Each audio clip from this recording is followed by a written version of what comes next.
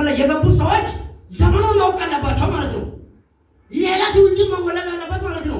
እኔ አንድ ትውልድ፣ መስፍን አንድ ትውልድ፣ ሌላም አንድ ትውልድ፣ ሌላም አንድ ትውልድ፣ ሌላ ሰው ማለት ነው። ውጪ ያለውን ጌታ ኢየሱስ ክርስቶስን የማያውቁትን ትውልዶችን ወደዚህ ማፍራት ማለት ነው። ስለዚህ ዘመኑን ማወቅ እንድንችል እንደገና ደግሞ የሚታዘዙት መሆን እንድንችል የሰማይ አምላክ እግዚአብሔር ጸጋውን ይጨምርልን።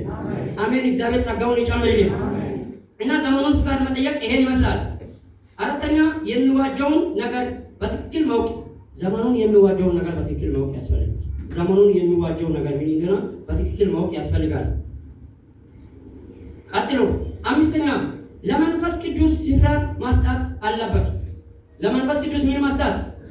ስፍራን ማስጣት አለበት። ለመንፈስ ቅዱስ ስፍራን እንዲሰጥ ቤተክርስቲያን ተልእኮን መወጣት አለበት። ሁሉም ሰው ለመንፈስ ቅዱስ ስፍራን ማስጣት አለበት። ቤተክርስቲያን ውስጥ መንፈስ ቅዱስ ያስፈልጋል። በመንፈስ ቅዱስ መቀጣጠል ያስፈልጋል። እዛ ጋር ያለ ነው ይኸውላችሁ ኤፌሶን ያሁኑ ቦታ ላይ ኤፌሶን ምዕራፍ 5 ላይ ይናገራል። ምን ብሎ ይናገራል መሰላችሁ? መንፈስ ይሙላባችሁ እንጂ በወይን ጠጅ አትስከሩ ይላል። ይህ መባከን ነውና መንፈስ ይሙላባችሁ። በጌታ በኢየሱስ ስም ላይ ያላችሁ መንፈስ ይሙላባችሁ። አሜን።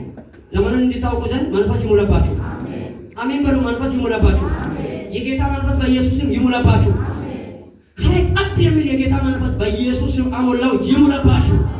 ዘመኑን መልካሙንና መጥፎንና ክፉንና መልካሙን ለይታችሁ የምታውቁት የሚያብራራው ምንድነው ካላችሁ መንፈስ ቅዱስ ነው።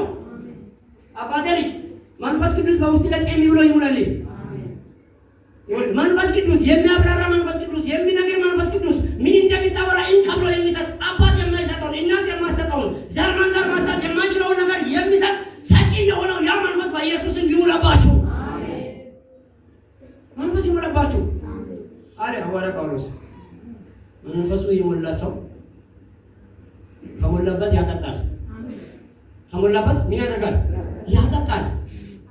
ስለዚህ መንፈስ ይሙላባችሁ። መንፈስ ይሙላባችሁ አለ ሐዋርያ ጳውሎስ። ጌታ ይባርከው ዘመኑ። መንፈስ ይሙላባችሁ። ሌላ ነገር በውስጣችሁ ላይ አይሙላባችሁ። በወይን ጠጅ ምንቱ ነው እንዳሰክሩ እሱ አያዋጣም። ስለዚህ የሚያዋጣው መንፈስ ይሙላባችሁ አለ። በጌታ በኢየሱስም በእናቶች ላይ አሜን ብላችሁ ተቀበሉ። በእናቶች ላይ እግዚአብሔር መንፈስ ይሙላባችሁ። አሜን። አረ ሃሌሉያ። አሜን። አረ ኢየሱስ ጌታ ነው። አሜን። መንፈስ ሲሞላ ዘመኑ ክፉ እንደሆነ መንፈስ የሞላበት ሰው ዘመኑ ክፉ እንደሆነ አረጋግጦ ያውቃል፣ አረጋግጦ ይመላለሳል። የዘመኑ ክፋቱንና መልካሙን ለይቶ ያውቃል። ወደ ጌታ ይጮሃል፣ የእግዚአብሔርን ፍቃድ ይጠይቃል፣ ለምድሪቷ መፍትሄ ያመጣል፣ ለቤተክርስቲያን መፍትሄ ያመጣል። ስለዚህ በዚህ መንፈስ መመላለስ መንፈስ ቅዱስ እግዚአብሔር መንፈስ ቅዱስን በውስጣችሁ ላይ ያሙላላችሁ። አሜን በሉ። መንፈስ ቅዱስን ያሙላላችሁ። አረ ሃሌሉያ። ኢየሱስ ጌታ ነው። መንፈስ ቅዱስ ይሙላባችሁ እንጂ በወይን ጠጅ ምንቱ አትስከሩ። ዘመኑን የሚዋጅ ትውልድ